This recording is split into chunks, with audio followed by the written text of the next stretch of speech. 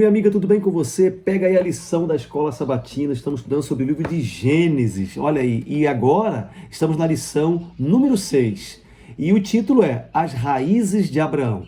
Pega a sua lição, pega a Bíblia, o verso principal está em Hebreus, capítulo 11, verso 8, olha aí, o Novo Testamento em sintonia com o Antigo Testamento.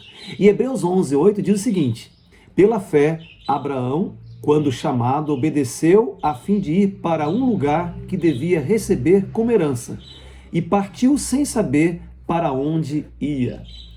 E nesse domingo nós temos o título A Partida de Abrão. Abrão, futuramente seria chamado Abraão, mas inicialmente Abrão, e você vê esse contexto em Gênesis capítulo 12, do verso 1 ao verso 9, a partida e como Deus chamou Abrão para uma missão especial. E o interessante é que o texto diz que ele foi para um lugar onde ele nem sabia aonde iria, né? Ele fechou os olhos e atendeu o chamado de Deus para a vida dele. Olha que lindo, né? E por que Deus fez esse chamado especial, pediu para ele deixar país, tudo, né? A parentela dele, tudo que ele tinha? Porque Deus queria primeiro abençoá-lo e também, por intermédio de Abrão, Deus queria abençoar outras pessoas. E o interessante é que a Bíblia e a lição salienta isso, diz que Abrão atendeu o chamado divino, atendeu o chamado de Deus.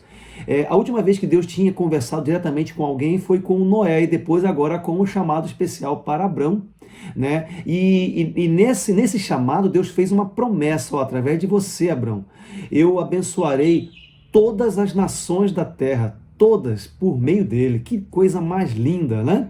Então ele teve que abandonar o seu passado, teve que abandonar tudo aquilo que ele construiu de família, ele teve que, esse chamado envolveu a família dele, né? Durante 7 vezes nesse contexto aqui, Deus fala para Abraão, vá, né, para que ele reforçasse o chamado ali, e Abraão atendeu. Olha que lindo. E a lição ela vem trazendo que Abraão morava na terra de Ur dos Caldeus, que era a Babilônia. Ele deixou e foi sentido Canaã, depois seguiu em frente, né? E ele não sabia para onde iria. Deus foi guiando ele. E foi um chamado lindo. E a lição diz que o objetivo dessa partida era uma terra que Deus mostraria para ele, como nós estamos falando. E nós vemos aqui no finalzinho da lição, né, a palavra abençoar aparece 5 vezes para reforçar que o processo dessa bênção universal se daria por meio da descendência de Abrão.